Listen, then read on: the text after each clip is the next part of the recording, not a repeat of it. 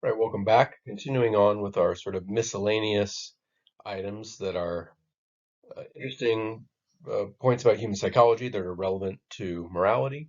Uh, this article and this lecture is on tribalism. So humans are social creatures. We've covered that. We said that quite a few times over the course of this uh, course. And this is part of their success, right, is the ability to band together into these groups that can bond and stay together. So it's not surprising that we would reward loyalty to people within our groups, right, and then be somewhat hostile to those outside. That's part of what keeps a group cohesive is by defining it itself, right, in opposition to other groups. But our drive towards tribalism is sometimes so strong that it can outweigh rationality, right? We'll tend to ignore or doubt information that threatens the group, even if that information is actually true. Um, Likewise, we tend to accept information that supports the group identity uncritically, right, without sort of examining it. And this was the case with stereotypes, right? At least in the the group, right, in the version that supports the group, right? That was a um, we have a tendency to stereotypes, whether or not they're true, right? If they tend to support our own group at the expense of other groups. And there's an evolutionary sort of advantage to being irrational in this respect. Having the same biases as other members of the group signals that you are a loyal member, right? You're firmly on their side, can't be swayed even by good reason.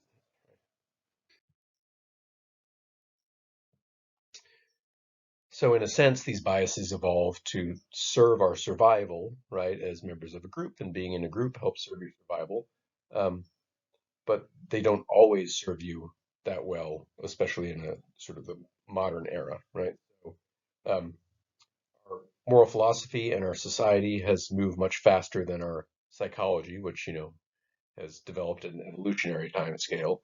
Um, so now in our society now, you can't run around just being blatantly biased towards your own groups, right? That's considered wrong. You're considered racist or sexist or whatever, depending on what the group we're talking about is, right? So, I happen to be part Irish, right? So if I were to go around and give all the Irish people A's, right, or all the philosophy majors A's and give everyone else's F's, I would get fired very quickly, right? Even though that job of signaling my loyalty to philosophy and Irish, right?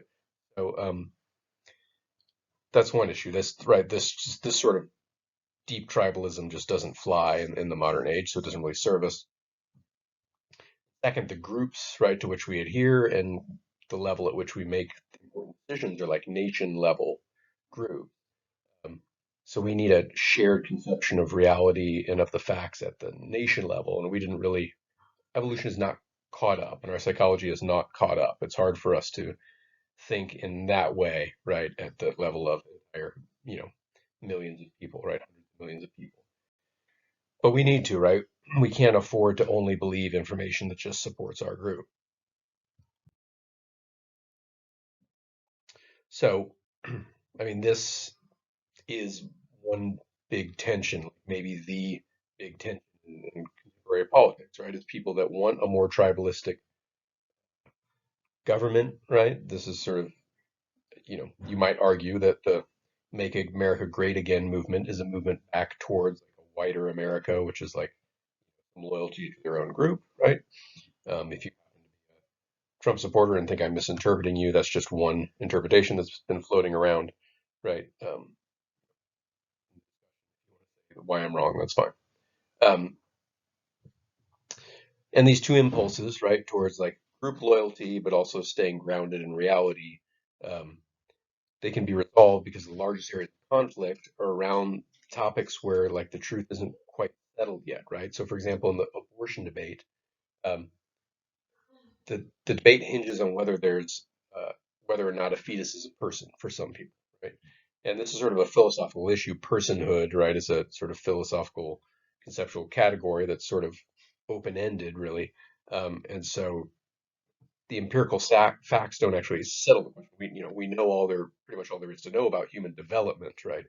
Scientific facts don't answer that question of whether a fetus is a person or not, right? So this is the kind of territory where um, our biases can run rampant, right? And it's very easy then to ignore, right, information that doesn't support your view because that information is very questionable because the information is, again, it's on a philosophical issue, it's not an empirical issue, right?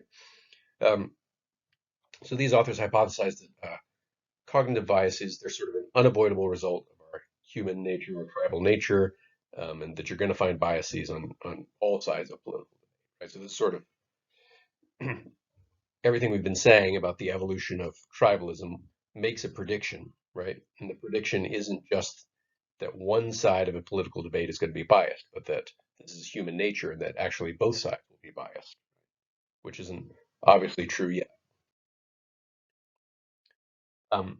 There has been research that focused on conservative biases, right? And I mentioned sort of a conservative in terms of tribalism and sort of white identity politics stuff, right?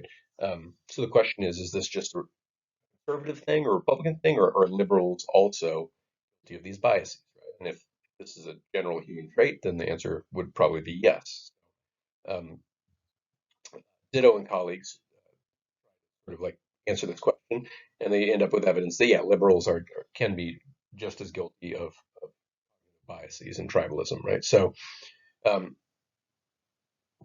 what they did, right, is they had the subjects evaluate.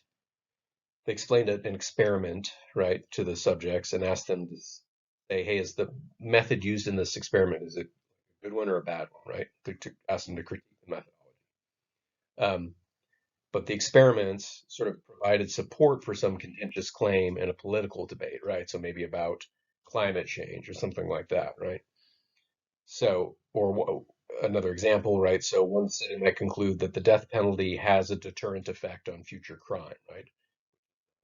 Sometimes a talking point for people that favor the death penalty, they say, well, if we keep the death penalty, it'll keep people from murder or whatever. But that's an empirical question. Will it really? So here they sort of gave these subjects experiments that were manipulated in different ways. Some of them would provide support for certain views, and some wouldn't, right?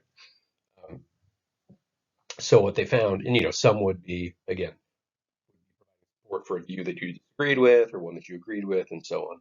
And they found that both liberals and conservatives rated studies as more methodologically sound when they supported their beliefs, and as less methodologically sound when they did not support their beliefs. And they said the effect was virtually symmetrical, and this appears to be exactly what we were describing on the earlier slides, right? Is we have this bias, this tribalistic bias, that we tend to accept information that supports group cohesion and to doubt information that goes against it. It seems to be the case, at least in this study, for liberals as well as conservatives. And so this is these are the different studies that they describe different claims from recent works demonstrating more symmetry between liberals and conservatives. So it's sort of a review of the literature, right? So um, you can look through it if you like, if this is sort of interesting to you. But I won't go through all of them because simple descriptions aren't super helpful, but little thing for future study if you're interested. So this is a very short video, and I'll see you in the next one.